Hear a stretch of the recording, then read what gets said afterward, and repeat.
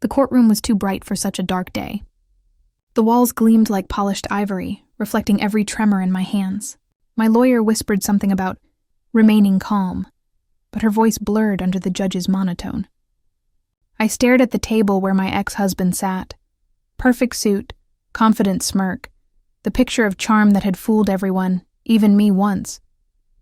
His attorney adjusted his tie, waiting for the final blow. When the judge said, "Full custody awarded to the father," I forgot how to breathe. It was like the air had been vacuumed from the room. My fingers dug into the wooden bench, and for a second, I thought I might scream. Instead, I smiled weakly, a habit of survival. Then came the second verdict. Ownership of our home, the house my mother helped us buy, valued at $4.2 million. My name erased like I'd never existed. He didn't even glance my way when it was done. He only turned to his lawyer, whispering something that made both of them laugh quietly. I caught my reflection in the courtroom glass. Eyes swollen, mascara streaked, lips trembling. This wasn't justice. It was a performance. And I was the fool cast as the failure. My lawyer's hand touched mine. "We'll appeal," she murmured, but her tone carried no conviction. I nodded anyway, pretending to believe her, pretending to still have fight left. The bailiff's gavel hit once, sharp as a gunshot, and the courtroom erupted in murmurs. People packing papers, heels clicking, voices rising. My ex stood, smoothing his jacket, already shaking hands with the reporter waiting by the door. He knew how to play the hero. I stayed seated, staring at the empty judge's bench. In that stillness, I thought of my children, the way they used to run down the marble hallway of that house, their laughter echoing against the walls I'd painted myself. Would they remember me as the mother who lost everything? Or the woman who wasn't strong enough to fight harder? My throat burned. I wanted to tell them this wasn't the end, but even I didn't believe it. When I finally rose, my knees buckled slightly. The air outside the courtroom was colder than it should have been, sterile with the scent of victory that didn't belong to me. He was already surrounded, his arm around a new woman, her designer heels catching the light. Cameras clicked. My lawyer whispered something about not feeding the media, but I barely heard her. For a moment, I watched him pose with that same calculated charm that had once melted me. I remembered our wedding, his promises, my mother's hesitant smile, her warning, "Some people love you most when you're beneath them." I had laughed it off then. I wasn't laughing now. He looked over, meeting my eyes briefly. There was no hatred there, just satisfaction. The kind that said, "I told you I'd win." He mouthed something I couldn't hear, but I didn't need to. The meaning was written in every tilt of his chin. "You're finished." I turned away before the tears came. Each step down the courthouse stairs felt heavier than the last. My heart wasn't just breaking. It was hollowing out, leaving space for something colder. Grief, shame, and somewhere, deep underneath, a spark of defiance. Because even as the world watched me fall apart, some quiet voice inside whispered that this story wasn't over. Not yet. The moment I stepped outside, flashes exploded like gunfire. Reporters swarmed, microphones thrust forward, voices overlapping, questions dripping with accusation. "Do you think losing custody was fair? Is it true your children are safer with him?" Each one cut deeper than the last.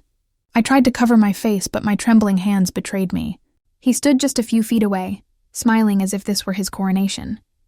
His arm draped around that same woman, polished, pretty, rehearsed. He whispered something, and they both laughed, perfectly in sync for the cameras. I wanted to disappear. My lawyer tried to shield me, murmuring, "Keep walking," but my legs felt like wet sand. I caught sight of a familiar face in the crowd, my old college friend, Rachel. She looked at me, then quickly turned away, pretending to scroll her phone. That hurt more than the headlines would. The pity was easier to stomach than indifference. He started talking to the press, voice smooth, practiced. "I'm just relieved this is over," he said. "My priority has always been the kids' safety and stability." Every word was a dagger. Stability? I was the one who packed lunches, kissed scraped knees, and stayed awake during fevers. But now, somehow, I was the villain in his perfect narrative. The cameras loved him. the victorious father saving his children from their unstable mother. Someone shouted, "Ma'am, any comment?"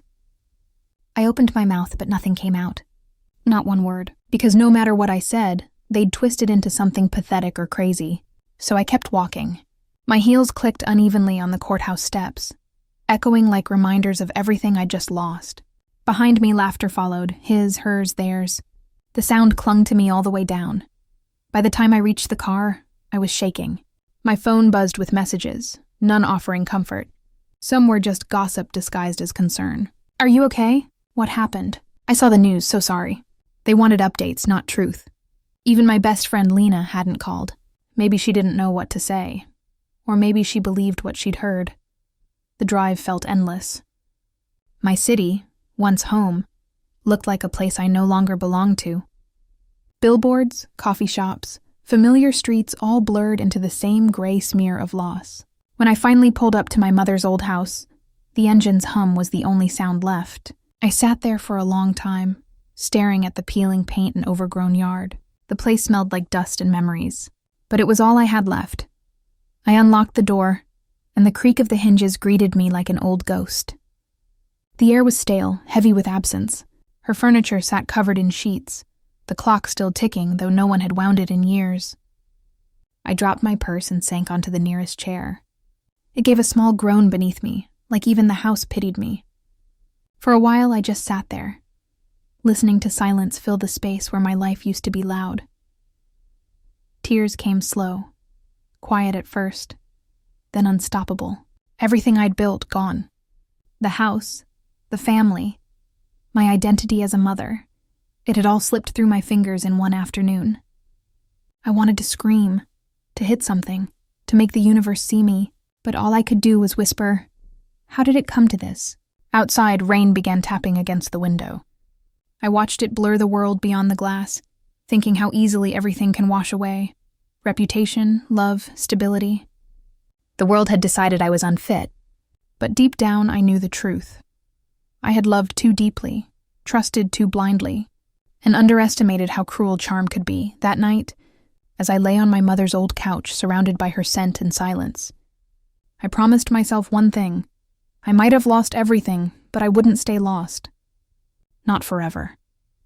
The next morning, sunlight crept through the dusty curtains like an unwelcome guest. I had barely slept. The house groaned with age, each sound a reminder that my mother's world had been sealed off the day she died. With nowhere else to be, I decided to start cleaning. Maybe if I made order out of the chaos, I'd quiet the storm inside me. The basement door resisted when I pulled it open, hinges shrieking as if scolding me for disturbing what had long been buried. The smell hit first, dust, mildew, and something faintly sweet like old paper. I flicked on the weak bulb overhead, its light flickering across cobwebs and forgotten furniture. Boxes towered in crooked stacks, each labeled in my mother's careful handwriting. I hadn't been down here since the funeral. As I moved through the narrow space, the air thickened with memory. Old suitcases, yellowed photo albums, and brittle letters filled the shelves. My mother had been meticulous, but even she couldn't control time. Dust coated everything like grief settled over years. I opened a small trunk filled with family mementos. Birthday cards, faded ribbons, a locket I hadn't seen since childhood. The sight of her handwriting on an envelope made my throat tighten. Near the far wall, something caught my eye. A set of heavy, locked trunks. They didn't belong to my childhood memories. Their metal corners were tarnished, initials carved faintly on the side. E.L. My mother's initials before she married. I crouched, brushing off layers of dust. The padlock was old but firm, stubborn against my tug. For a moment, I felt a strange hesitation, like crossing into a space she never meant me to see. A photo album had slipped between the trunks. When I picked it up, a loose photograph fluttered to the floor. My breath caught. It was my mother, years younger, radiant, standing beside a man I didn't recognize. His hand rested on her shoulder, too intimate to be casual. They stood in front of what looked like the house I'd just lost, though newly built, untouched by time. On the back, in her handwriting, were 4 words. Before everything changed, 1979. My fingers trembled as I traced her face. I had never seen that expression on her before. a mix of pride and fear. The man beside her had the kind of confidence that demanded attention. Something about him unsettled me. Who was he? A business partner? A secret? My mind raced with possibilities, each one darker than the last. I sank to the floor, leaning against the trunk, the picture still in my hand. The basement hummed quietly, old pipes whispering above. I thought of the years my mother spent alone after my father's death, how she'd avoided certain topics, how she'd changed the subject whenever I asked about her past. Maybe this was what she'd been protecting me from. A chill passed through me as the bulb flickered again. The locked trunk suddenly felt alive, guarding stories that weren't ready to be told. I wanted to walk away, to leave whatever this was untouched. But curiosity has its own gravity, especially when you've lost everything. Maybe, just maybe, what was hidden here could explain why she was always so cautious, or why my life felt like an echo of hers. As I turned off the light, I promised myself I'd find a way into those trunks. Because something in that basement was waiting for me, and I had nothing left to lose. The next day, the basement felt different, alive somehow, as if it knew I was coming back. I'd spent most of the night replaying that photograph in my mind. The stranger beside my mother, her strange expression, those words on the back. I needed answers. Maybe they were hidden somewhere beneath the dust and neglect that time had left behind. I brought down a flashlight and screwdriver, determined to pry open one of the trunks. The metal screeched in protest, flakes of rust falling like red snow. Inside, neat stacks of folders and documents lay preserved under plastic sleeves. My mother's handwriting marked every label, taxes, estate, receipts, but near the bottom, one thick envelope stood out. It was sealed, its edges yellowed, addressed in her cursive to Mr. Hale, confidential, to be delivered only upon my instruction. The date stopped me cold, 3 weeks before she died. For a moment, I just held it, staring at her careful pen strokes. My heart pounded so loud I could hear it echo off the concrete walls. She'd never mentioned writing to her lawyer before she passed. Why would she? What needed to stay hidden until she said otherwise? My thumb brushed over a faint wax seal, already cracked. I hesitated. This wasn't meant for me. But grief doesn't respect boundaries, and neither does desperation. Inside were 3 pages of thick stationery, folded with the precision of someone who always believed in order. Her tone was formal but urgent, her words sharp with intention. Enclosed are copies of the real deed for the property at Westbridge and the accompanying trust transfer documentation. These must remain secure until I finalize the beneficiary adjustment. Do not disclose to anyone, including my daughter, until confirmation of the transfer is filed. My stomach turned. The real deed?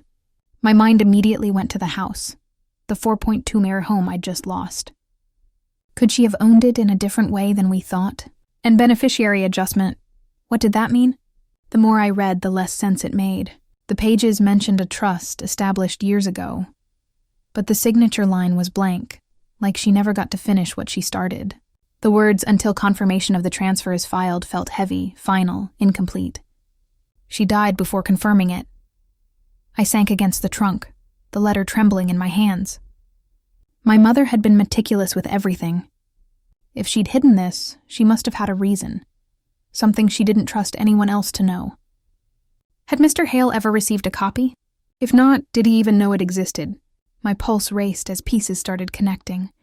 Her hushed warnings, the stranger in the photo, the house deed, my recent loss. I whispered to the empty room, "What were you protecting, Mom?" The question dissolved into silence, unanswered. The air in the basement thickened, smelling faintly of dust and old secrets. I reread her signature. Strong, confident, written like someone certain she was doing the right thing. But death had interrupted her plan, leaving me with fragments and more questions than I could handle. When I finally folded the letter back into its envelope, a surge of urgency replaced my confusion. I couldn't stay passive anymore. If this real deed existed, it might prove the house wasn't truly his to take.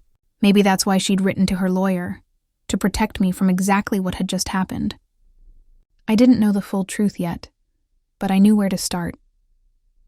I grabbed my phone and stared at Mr. Hale's number, still saved from the estate proceedings. For the first time since the court ruling, I felt something close to purpose. "You wanted this safe, Mom," I whispered. "I'll find out why."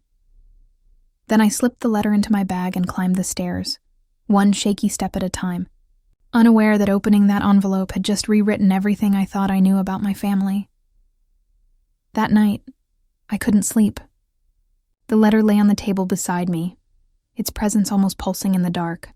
Every time I closed my eyes, my mother's voice slipped through the silence, soft, cautious, and filled with meanings I'd never grasped when she was alive. It started as faint whispers, memories pressing their way forward like light through cracked blinds. I saw her standing at the kitchen sink, sleeves rolled up, sunlight spilling across her tired face. She used to hum when she cooked, but only when my father wasn't home. The moment his car pulled into the driveway, her song would die mid-note. I remember the way she'd glance at the clock, straighten her posture, and rehearse calmness. I didn't understand then why she did that, why love required so much restraint. My father had charm, the kind that filled rooms and fooled strangers. He laughed easily, complimented loudly, and always knew how to make others feel seen. But when the doors closed, his warmth turned to ice. I remember him lowering his voice, the edge of control sharpening behind his smile.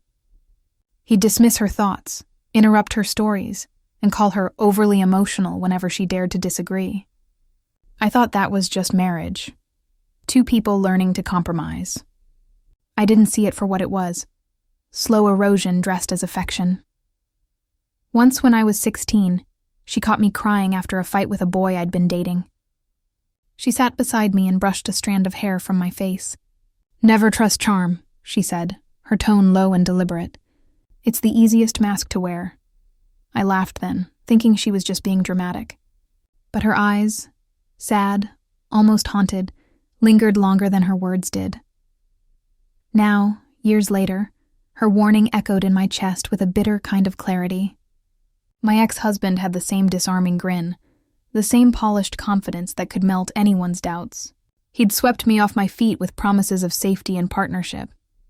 I mistook control for care and arrogance for strength. By the time I noticed the pattern, I was already living inside it. The lies, the financial manipulation, the way he'd make me question my own memory. It was all familiar. I had married my father without realizing it. I remembered another scene. My mother sitting at her sewing table late at night, whispering to herself as if rehearsing courage. I'd heard her once on the phone, voice trembling. "I can't sign it yet. Not until I know she's safe." At the time, I thought she meant me. My college applications, maybe. Now, I wasn't so sure. Maybe she had been talking about something deeper, something tied to the trust, the real deed, and that strange urgency in her letter. The flashbacks came faster, tangled between regret and revelation. Her careful budgeting, the way she hid receipts in her recipe books, her insistence on teaching me independence, how to balance a checkbook, how to never rely entirely on anyone, even love. She'd built quiet fortresses in her daily routines, invisible to anyone who wasn't looking closely, and I hadn't looked closely enough. I could see now how similar we were, both women trying to keep dignity intact while the men we loved dismantled it piece by piece. Both silenced by charm, both underestimated by those who believed they knew better. She'd lived her entire life building protections that outlived her, and somehow, they'd found their way back to me. When dawn began to break through the curtains, I sat up and stared at the fading night. My mother's past wasn't just a memory, it was a map.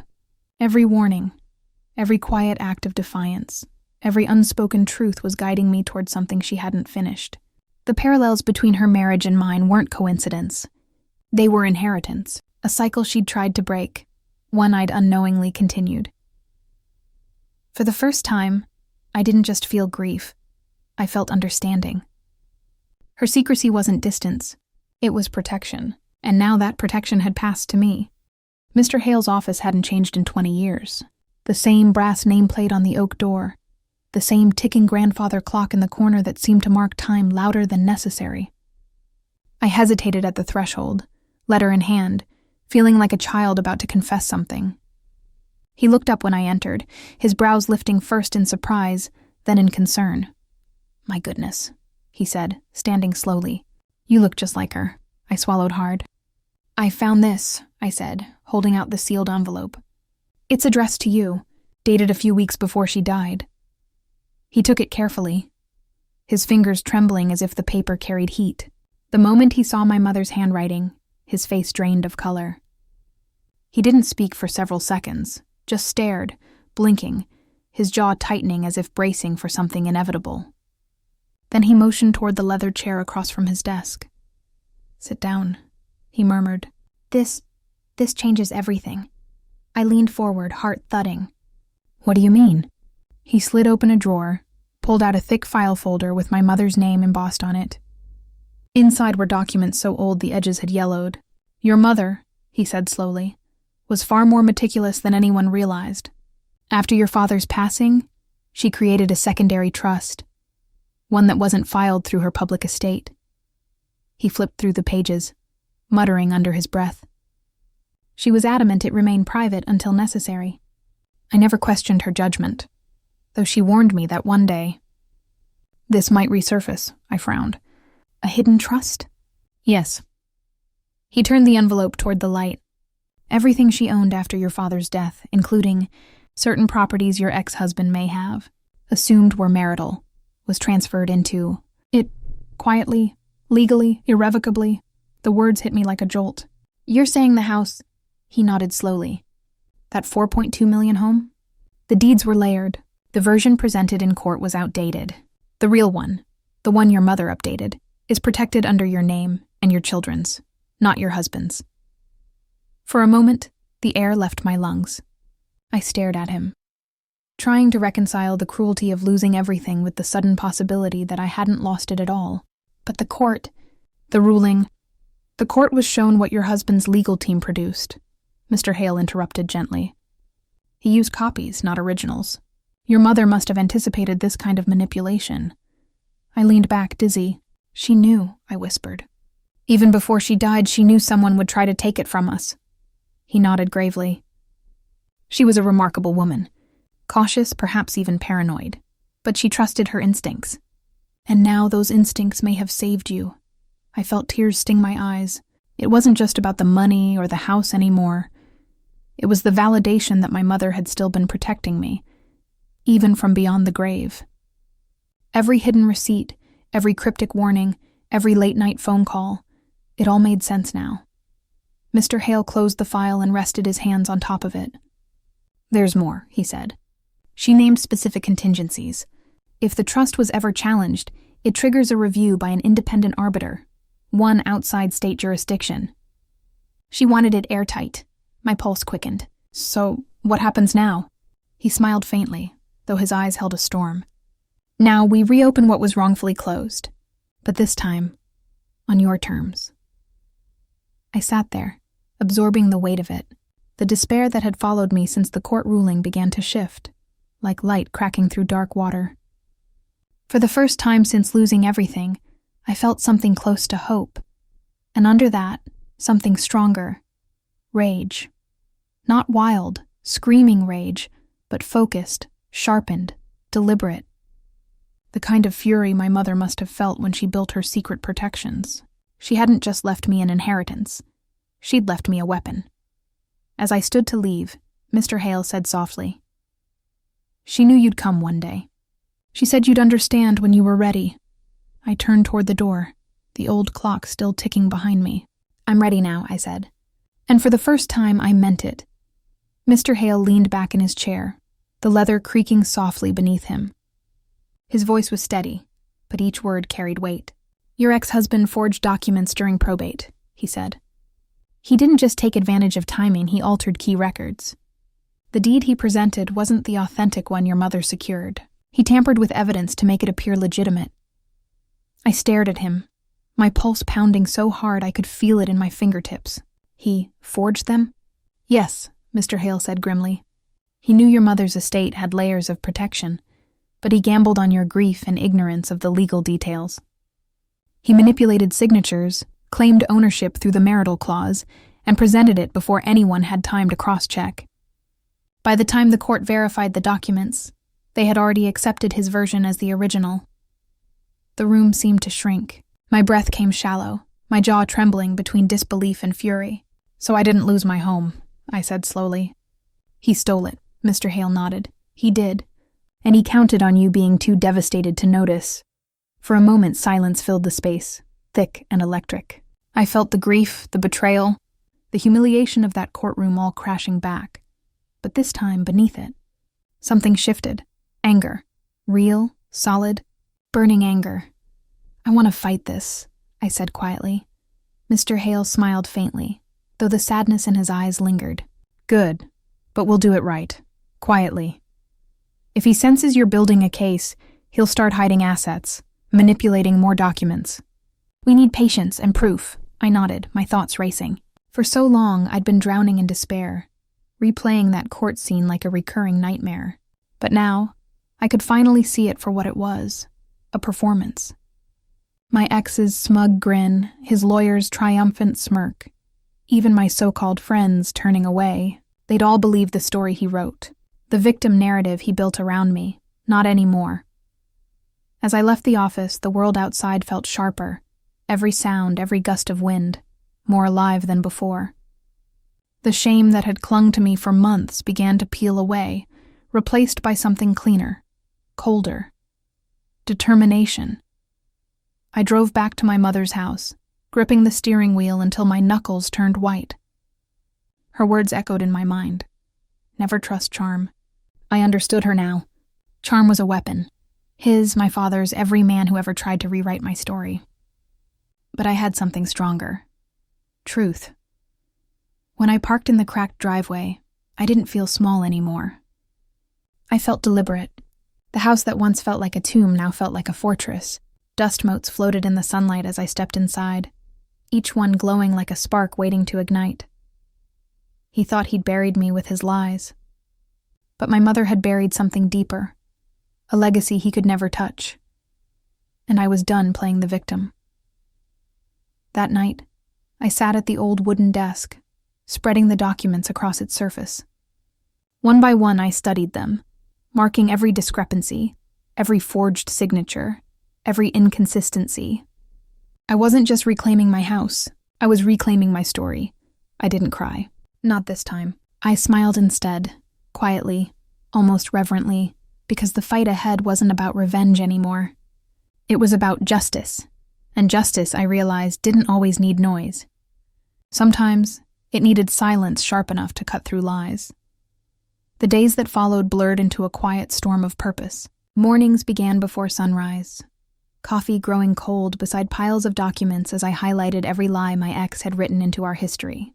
Each night, I cataloged findings into folders marked with dates and cross-references, like assembling a puzzle whose pieces had been hidden in plain sight. I learned to record everything. Calls with the county office, conversations with his old lawyer, even the casual remarks from friends who still followed him online. Every word, every inconsistency became evidence. Mr. Hale guided me carefully, teaching me what would hold up in court, what could expose him without warning him first.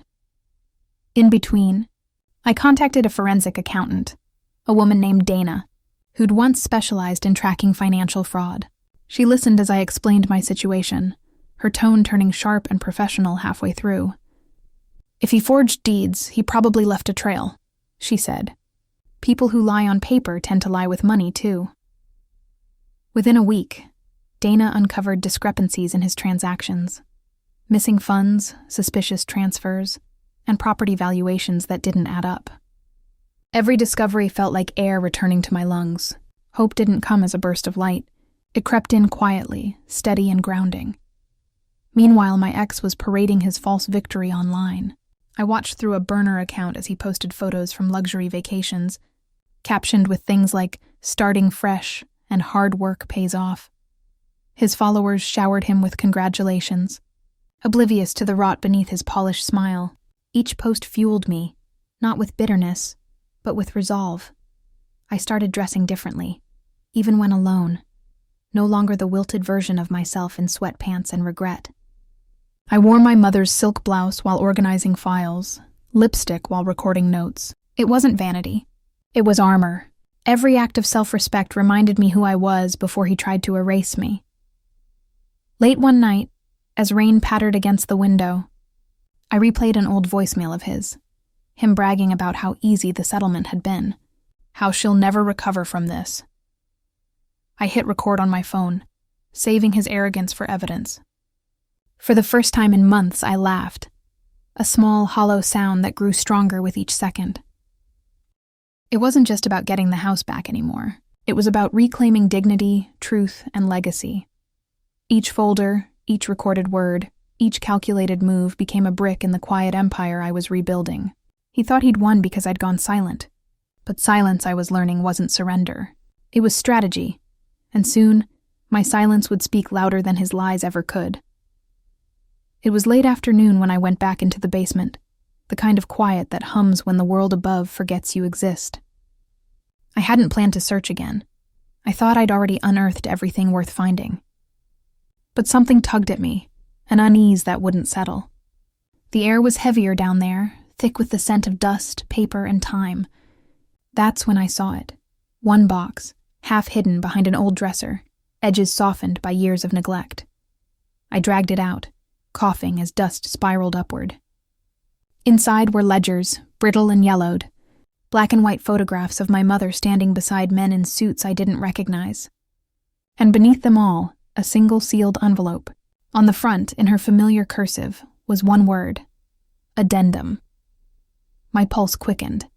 I sat cross-legged on the cold floor, tearing the seal carefully. The letter inside was short, deliberate, my mother's handwriting steady and clear. It began like a confession, but it read like foresight. She wrote about her fears after my father's death, how certain people, those who wear sincerity like perfume, might try to twist her legacy. She mentioned the trust, the layers of protection she'd built, but then came something entirely new. This amendment supersedes all prior instructions regarding executor and primary ownership. My breath caught. I flipped to the second page. 2 witness signatures, notarized, dated. The document was valid. It wasn't just an emotional letter. It was legal, binding, and powerful. My mother had never filed it, perhaps by choice. Perhaps because she knew timing would be everything. According to this addendum, I wasn't merely a beneficiary. I was the sole executor and rightful heir of all major assets tied to her estate, including the primary property my ex had stolen. The phrasing was airtight, her legal precision unmistakable. It even specified contingencies for external claimants acting in bad faith, language that practically described my ex-husband word for word. I pressed my hand against the paper, trembling. I could almost hear her voice, calm and pragmatic, reminding me that control wasn't taken, it was reclaimed.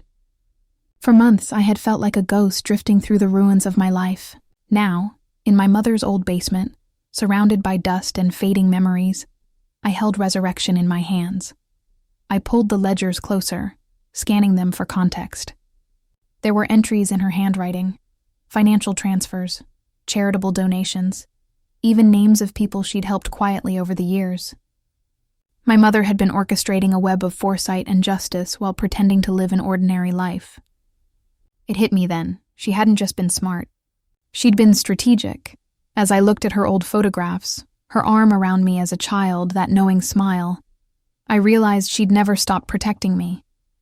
Even death hadn't been enough to silence her.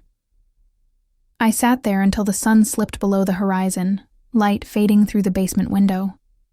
The papers lay neatly before me, illuminated by a single flickering bulb. This wasn't luck. It was inheritance. Not of money, but of strength, patience, and cunning. By the time I folded the addendum back into its envelope, my grief had transformed into something crystalline. My mother had left me the map. All I had to do now was follow it. The courthouse looked different that morning, smaller, almost fragile in the pale light. I walked through the double doors with Mr. Hale and Dana beside me, their presence steadying my breath. My ex was already there, seated at the front, one hand on his expensive briefcase and the other tapping the table with false confidence. He smiled when he saw me, that smug, rehearsed smirk he'd worn since the day the judge handed him my life. But this time, I didn't flinch. I took my seat calmly, clutching the file that held everything: the addendum, the forensic report, the proof of his lies. The air in the courtroom felt charged, as if everyone could sense the balance about to shift. The judge entered, expression neutral, and the hearing began.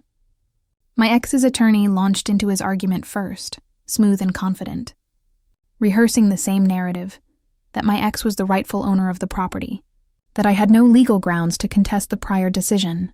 I watched them perform their charade, calm and silent, letting them build their illusion one last time. When my turn came, Mr. Hale stood.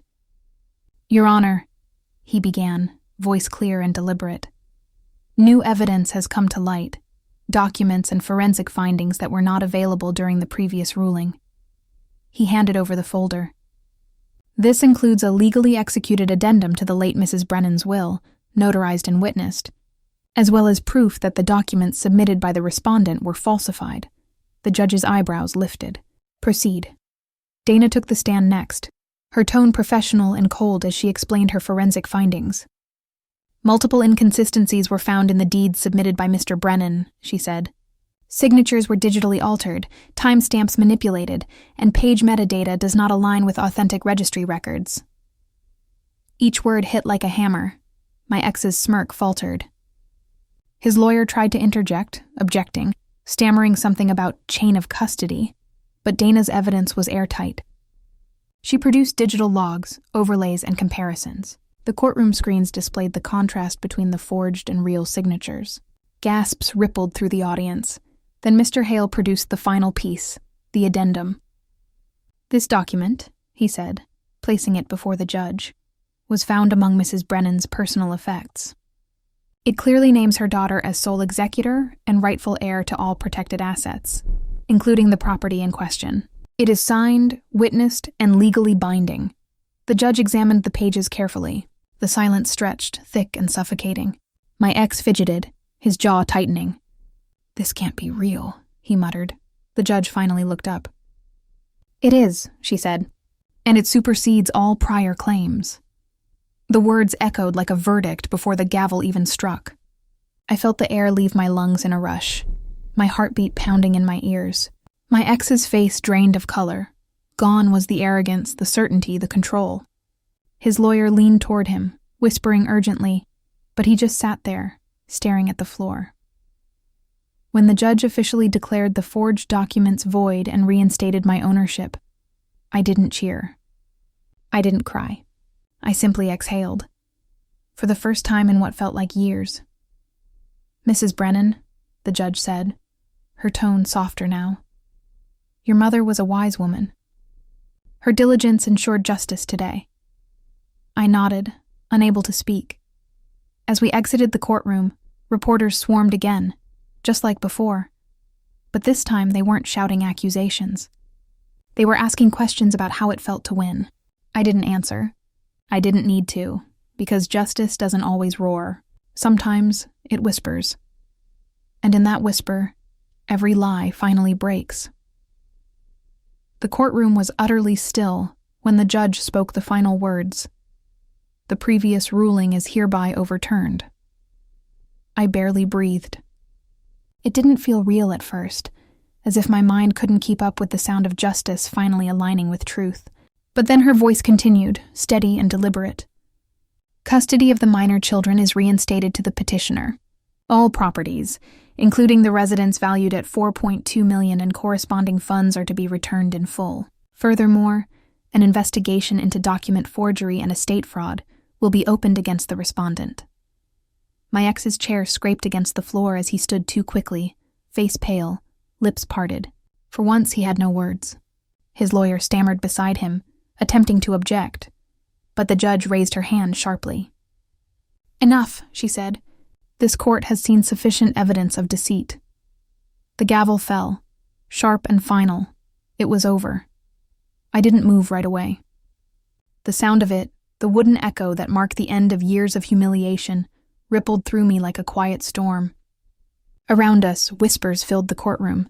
The same spectators who'd once watched my ruin now leaned forward, wide-eyed, murmuring things like, "She won everything back," and "He forged the papers." I rose slowly, my movements deliberate. Across the aisle, my ex avoided my gaze, suddenly small in his tailored suit. For so long, he had built himself up on the illusion of control, of charm, of superiority. But now, stripped of deceit, he looked exactly as he was. Weak. Mr. Hale placed a reassuring hand on my shoulder. "Your mother would be proud," he whispered. I turned to him and smiled softly. She already knew this day would come. Outside, the courthouse steps glimmered in the sunlight. Reporters pressed forward, microphones flashing like weapons, shouting questions about my victory, about the fraud, about how it felt to win everything back. But I didn't answer any of them. I simply stood there, quiet and calm. That silence, the same kind my mother had carried her whole life, felt like armor. Not empty, but full of meaning. It wasn't the silence of defeat anymore. It was the silence of power, of knowing that truth didn't need to scream to be heard. As I walked down the steps, I caught my reflection in the courthouse window. For a moment I saw her, my mother, standing where I was, proud and composed. The resemblance startled me. She'd fought her battles in whispers and paperwork. I'd fought mine in courts and lies. But together, across time, we'd won something larger than property or custody. We'd redeemed our name. Later that night, when I unlocked the door to the house that was once stolen from me, the air smelled the same. Faint lavender, polished wood, memory. The lights flickered on, casting soft golden light over the familiar walls. My children's laughter echoed faintly from upstairs, and I paused at the foot of the staircase, letting it sink in. This wasn't just a victory. It was restoration. A generational circle finally closed. I thought of my mother's meticulous handwriting on the addendum, her foresight, her quiet courage. She had saved me long before I knew I needed saving, and now, standing in the home she'd protected, I understood the lesson she'd tried to teach me all along. Dignity isn't silent submission, it's silent strength. So I smiled, whispering softly into the empty hall. "We did it, Mom. The house, once a battleground, finally felt like home again." He asked to see me privately a week after the ruling. Against every instinct, I agreed. Maybe I wanted closure, or maybe I just wanted to see what guilt looked like on his face. We met in a quiet conference room at his lawyer's office. The space was sterile, too clean, like it was trying to erase the chaos that had passed through it. He sat there waiting, hands clasped, eyes hollow. The arrogance that once defined him was gone, replaced by something raw and almost unrecognizable. Fear. "I messed up," he said finally, his voice barely a whisper. "I just wanted to win. I thought if I had everything, I'd feel enough." I watched him struggle to form words. The same mouth that once spewed lies with confidence, now trembling with desperation. "Please," he continued, "don't let them take everything from me. The investigation, the charges, they'll destroy my career. I just need you to tell them you forgive me." Forgive him. The word hit like a ghost from our past. I remembered every night he'd looked at me with that same pleading face, pretending to care while quietly dismantling my life behind my back. Every false apology, every manipulation disguised as love. I should have felt triumphant, but instead I felt nothing. "I don't hate you," I said softly. "That's what you never understood. I don't need to hate you to be free of you." He blinked, confused, as if expecting fire and vengeance. I leaned forward just enough for him to hear me clearly. "You already buried yourself with lies. I don't need to do it for you." His mouth fell open, but no sound came out. I could see the realization sink in, that I wasn't going to save him this time, that I wasn't his to manipulate anymore. When I stood to leave, he reached for my hand. "Please, just say you'll think about it." I gently pulled away. "I already did," I said. The sound of my heels echoed sharply against the tile as I walked toward the door. I didn't look back, not once. The weight that had lived on my shoulders for years seemed to dissolve with each step. For the first time in so long, my heart was quiet, not from suppression, but from peace. Outside, sunlight streamed through the hallway windows, warm and steady. I realized then that grace wasn't weakness. It was choosing not to let cruelty define me. I had reclaimed everything he tried to destroy, not by fighting like him, but by refusing to become him. As I stepped out into the light, I whispered the words that felt truer than any revenge could ever be. I forgive you, but I'll never forget. And just like that, I was free. The basement didn't feel like a tomb anymore. For months it had been a place of secrets and sorrow. But now, as I swept the dust from the old wooden floor, it felt sacred. Alive in a way I hadn't felt since before losing her. I painted the walls a soft cream, framed her photos, and arranged her journals on a shelf beside the restored trunk where it all began. Every corner held a memory, her handwriting on yellowed recipes, the scent of lavender she used to love, the faint hum of her record player spinning old songs about resilience. My children helped me hang fairy lights along the beams, their laughter echoing softly through the room. I told them stories about their grandmother, the woman who fought quietly but fiercely, who hid truth not out of fear, but to protect what mattered. One evening, I sat alone down there, candlelight flickering against the walls. I thought about everything she'd endured, betrayal, loss, and yet she never stopped believing in the power of patience and grace. That was the real inheritance she left me. Not the house, not the wealth, those were temporary. Her legacy was wisdom disguised as stillness, courage born from compassion. I whispered a thank you into the quiet. The air felt lighter, as though she heard me. I knew then that this space wasn't just a basement. It was a sanctuary, a reminder that strength doesn't always roar. Sometimes it's found in the quiet rebuilding, in choosing love over bitterness, truth over vengeance. And as I turned off the lights, I smiled. My mother had given me more than I ever realized. She'd taught me how to survive with dignity, and how to start again.